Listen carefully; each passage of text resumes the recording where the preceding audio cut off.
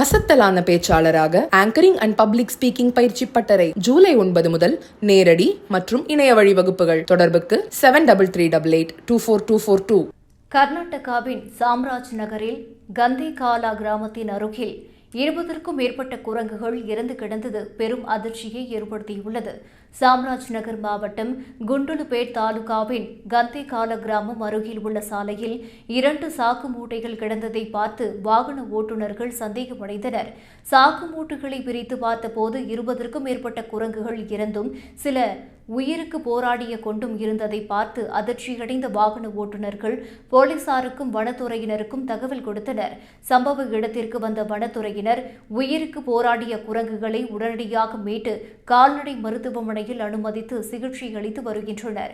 விஷ உணவு கொடுத்து குரங்குகளை கொன்று சாக்கு பைகளில் கட்டி சாலையில் வீசி இருக்கலாம் என சந்தேகம் எழுந்துள்ள நிலையில் இதுகுறித்து குண்டுலுபேட் போலீசார் விசாரணை நடத்தி வருகின்றனர்.